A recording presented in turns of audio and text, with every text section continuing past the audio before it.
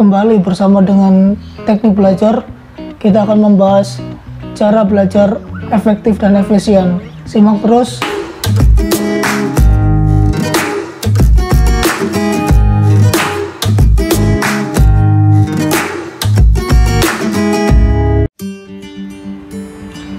Nah, bagi teman-teman yang masih belajar atau pelajar yang masih di bangku sekolah atau kuliah, yang namanya belajar itu kan pasti sesuatu yang wajib ya, sesuatu yang wajib dilakukan. Apalagi kita sebagai pelajar, jika kita mau mengikuti ujian akhir semester misalnya, atau ujian masuk ke perguruan tinggi atau masuk ke sekolah yang kita cita-citakan, pastinya kita ingin lulus kan.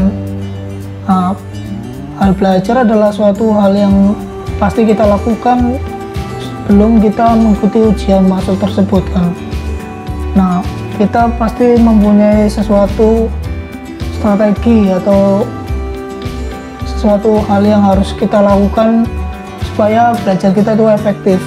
Nah, di sini saya akan membagikan tips bagaimana cara belajar yang efektif. Nah, di sini ada pertanyaan yang mungkin kita mengilustrasikan. Apakah dari sobat pernah belajar dengan cara kebut dalam semalaman karena besok akan ada ujian? Atau pernahkah kita belajar dengan tidak kenal lelah seperti contoh anak sekolah yang akan mengikuti ujian akhir?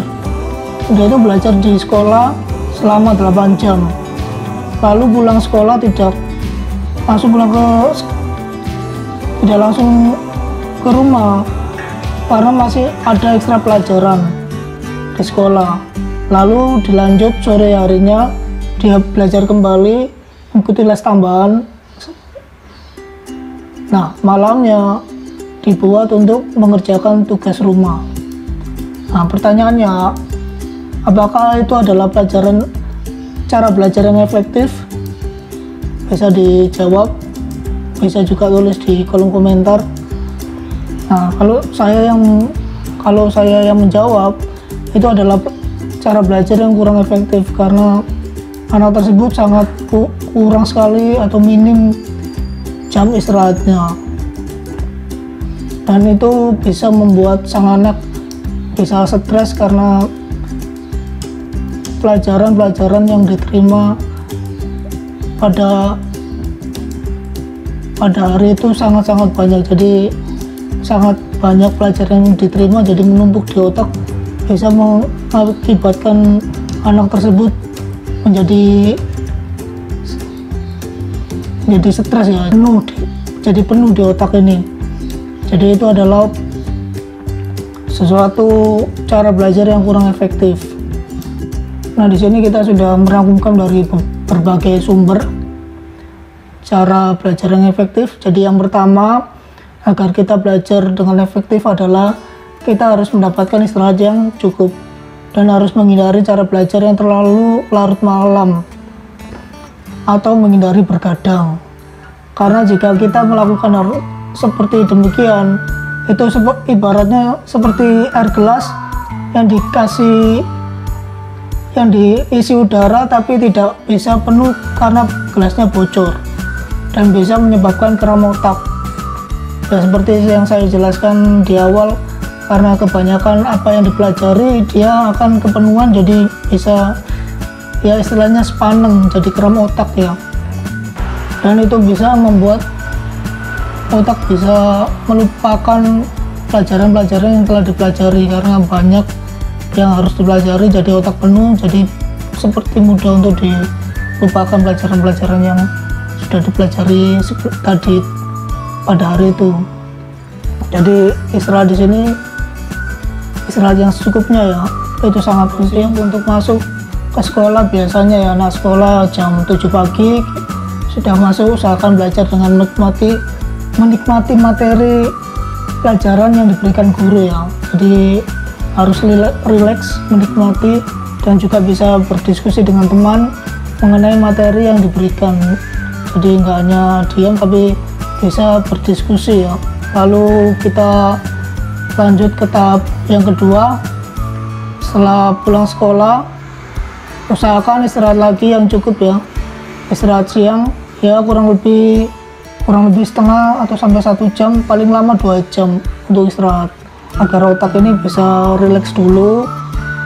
Lalu setelah istirahat kita bisa ulangi materi pelajaran yang diberikan tadi, dan usahakan materinya jangan dihafal, dicerna, dimengerti, karena jika kita menghafal materi tersebut kita bisa menumpuk di otak kita. Jika otak kita sudah penuh, materi-materi tersebut akan mudah dilupakan, mudah hilang begitu saja. Jadi kita harus memahami materi yang dipelajari di sekolah tadi pagi.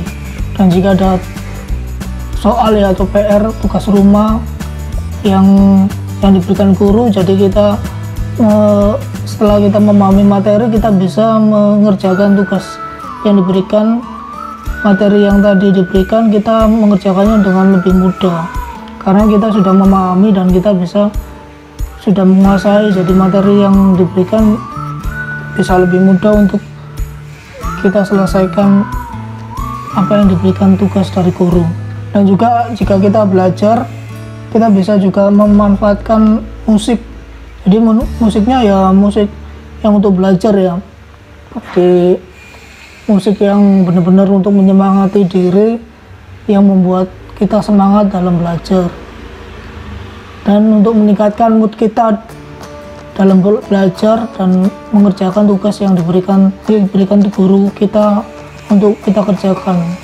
Dan banyak juga ada teknik-teknik belajar yang lainnya yang bisa kita bahas, seperti teknik Feynman dan teknik Pomodoro. Tapi untuk saat ini kita hanya membahas cara belajar yang efektif. Jadi untuk teknik-teknik yang seperti yang saya bilang tadi, kita akan pelajari untuk video berikutnya ya, materi berikutnya. Jadi sekian video saya. Jika ada yang kurang jelas, mungkin bisa baca-baca artikel di blog saya, sudah saya tulis, dan saya tulis di box di bawah deskripsi ada link untuk mendownload. Bisa didownload lewat link yang akan saya taruh di box deskripsi. Bisa dipelajari lebih rinci ya. Jadi silahkan di-download supaya jika kurang mengerti di video ini bisa dipahami dengan cara dibaca lewat PDF. Linknya sudah ada di box di deskripsi. Jadi silakan diklik, di-download. Baik, sekian untuk materi selanjutnya. Kita akan praktek untuk bagaimana cara download video di YouTube. Sekian, terima kasih.